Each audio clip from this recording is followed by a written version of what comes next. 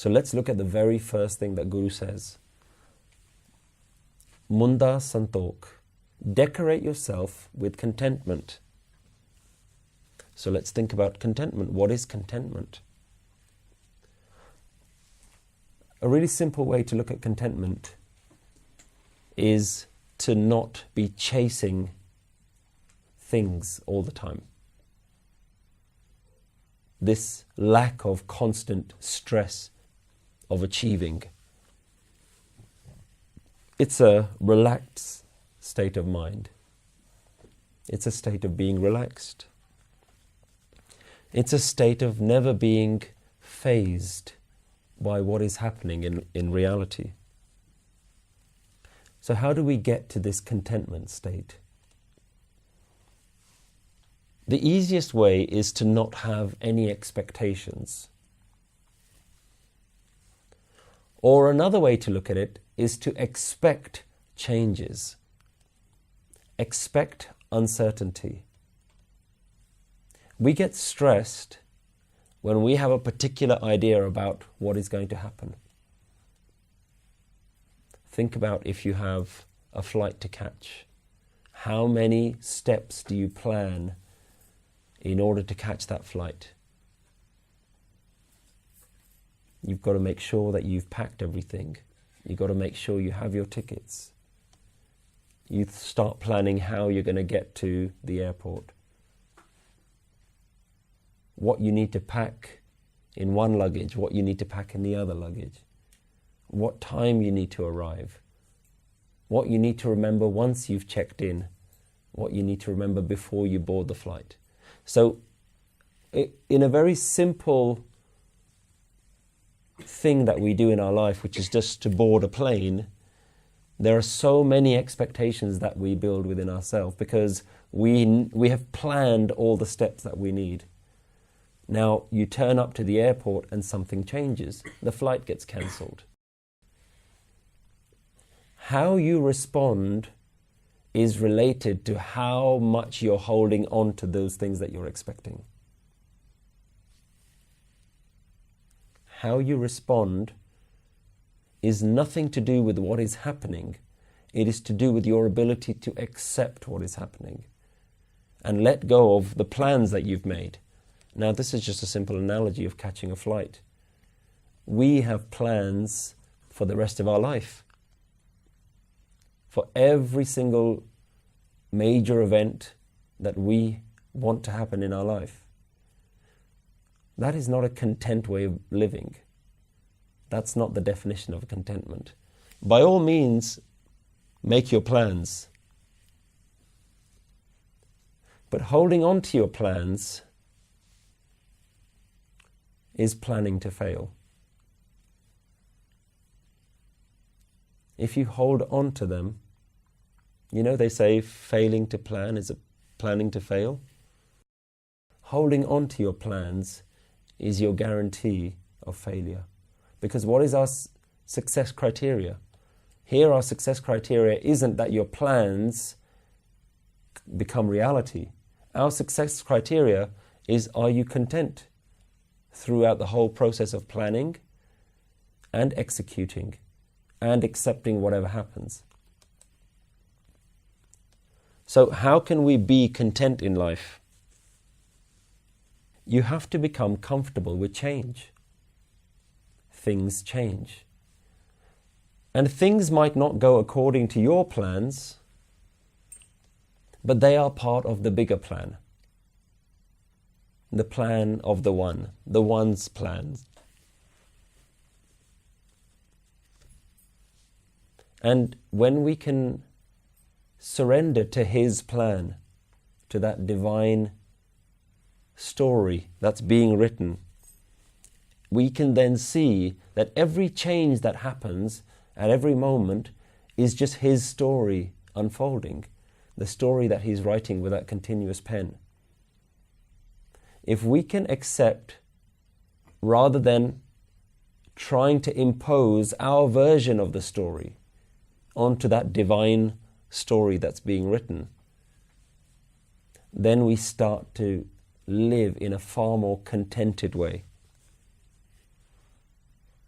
So every change is a new line in the divine story that's being written.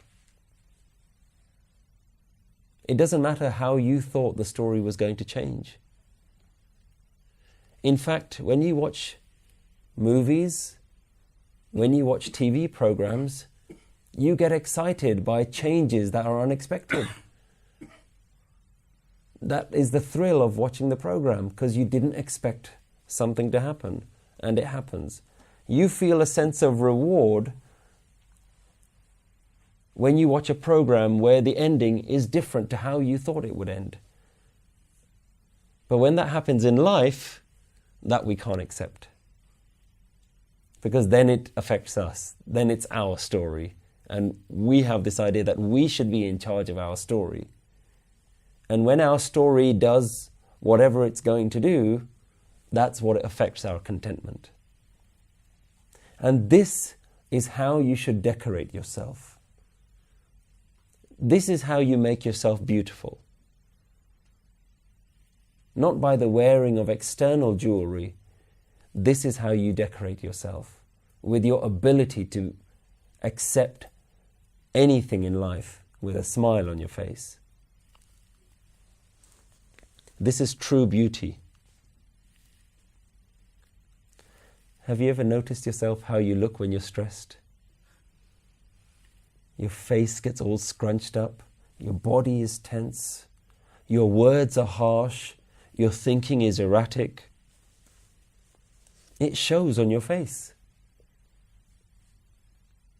What you're showing is your inability to accept what's happening.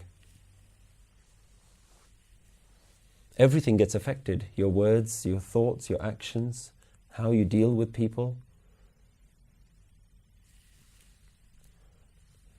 And when you relax, your face has a natural glow. It has a radiance.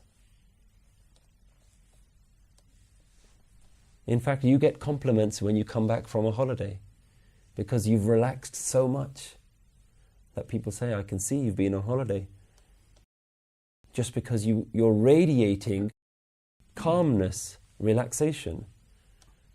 We spend money to go to spas, to go on holidays, just so that we can relax. But if that holiday doesn't turn out the way we want it to, you've wasted your money.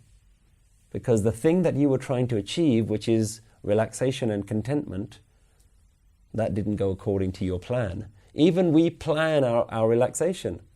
We plan our contentment. We book them in our diary. That's the week I'm going to go be happy. So Guru is saying, do this now. Relax now. Be content now. So this is your decoration. Munda Santok. Decorate yourself with the jewelry of contentment. Saram Pat Choli. Your effort and your discipline is the vessel upon which you can eat. So, effort is about striving to always follow the Guru's way. What we've learnt from the Guru, can we do the hard work that's needed to actually live that life? And just think about it. How many times do we listen to the Guru's teachings and we still go home and just do all our old habits anyway?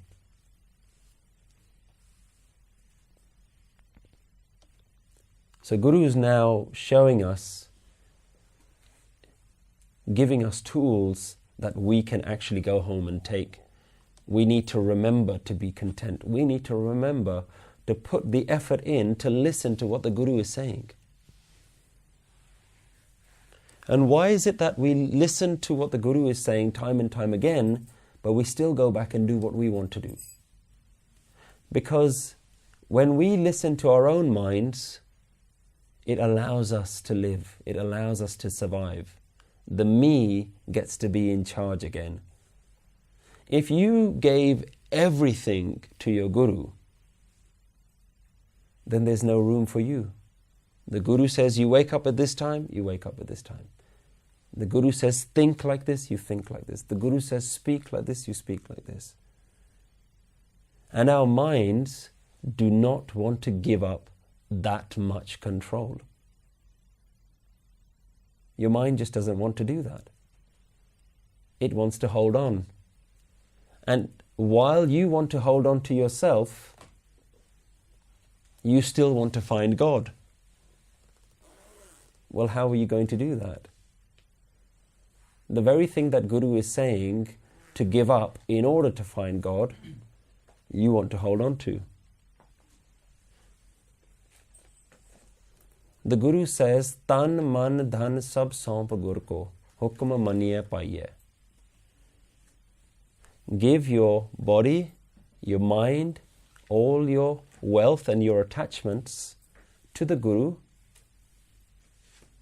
Give it to the Guru and you will get something in return. You have to accept what the Guru is saying. Tan man dhan sab saump gur ko, hukm maniye paiye. Only when you listen to what the Guru is saying will you get what the Guru is saying. Will you get the fruits of the Guru's teachings. And the Guru's teaching is, I need your head, I need your mind, I need your body. That's what you have to hand in order to get what I'm selling. The question is, are you willing to pay that price? That's the effort. Are you willing to pay the price of mind, body, and everything? If you're not, then move along. Don't ask for something that you're not willing to pay the price for. Otherwise, you keep coming to the Gurudwara and listening to how beautiful the product is that the Guru is talking about, but you never actually plan on buying it. And then you go home and you wonder, I went to listen to the product demonstration, but I didn't come home with the product. Why not?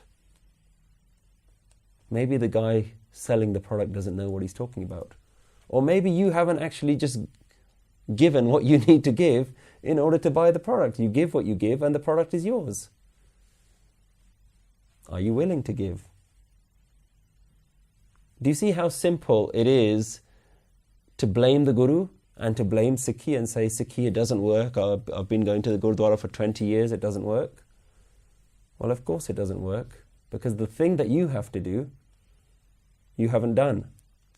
Why do you think Bhai Gurdas Ji says, Charan Sharan Gur Ek Panda Jai Chal, Satgur Kot Panda Aage Hoi Leta Hai? Take one step towards the Guru, and the Guru takes countless millions of steps towards you. But that one step you have to take is the significant one. That's the one where you offer your head, you offer your mind, you offer everything. So we don't want to do that. We want to hold on to ourselves. When you wake up in the morning and you're thinking, it's time, I could wake up and have Amrit Vela, and then you think, nah. That voice in the head that convinces you, I'm your friend, go back to sleep. You have to know that voice in your head is the barrier.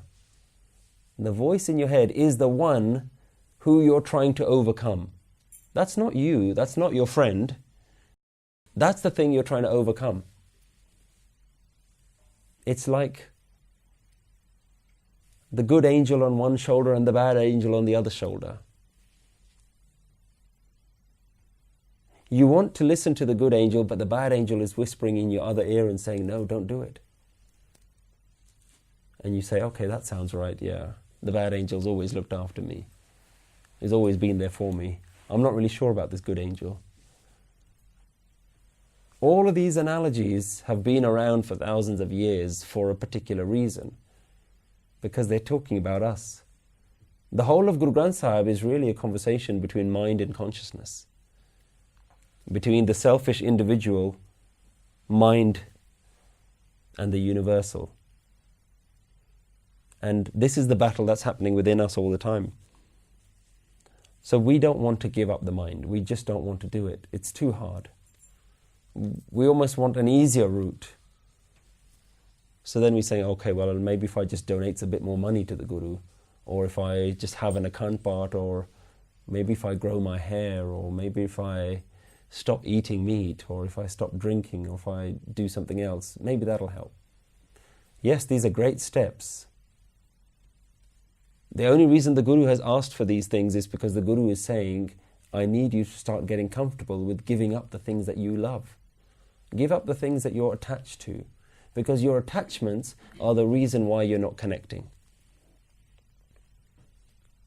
So the Guru isn't imposing something on you. This is simply the Guru's way of giving you what you're looking for. The Guru is saying, if this is what you're looking for, these are the things that are in your way. The Guru doesn't need your hair. The Guru doesn't need your mind. The Guru doesn't need anything from you. The Guru is taking your burden off you. The Guru is taking your burden off you. You're not paying anything to the Guru. These aren't yours to give. These are your shackles that the Guru is willing to take off you. But we just don't want to do that. And when we don't have a commitment to doing these things that the Guru has asked for, then we're surprised that we don't get any results. You beg with your effort for the grace of the Guru to fill that bowl with what the Guru has to give you. And because Guru Nanak Dev Ji has learnt how to beg from the Guru, he's not like any other yogi. He doesn't go around begging from the world. He doesn't have any material desires. And he doesn't have any barriers that says that I can't engage with the world. The yogis didn't want to engage with the world because they wanted to just be spiritual all the time. So they said, we don't have time to earn a living. We don't have time to get a job. Guru Nanak Dev Ji doesn't have an issue with getting a job and working hard because he's not begging from the world. That's just what he needs to do with the world in order to be spiritual at the same time and be practical. So your effort is the vessel upon which you can eat. That's your begging bowl.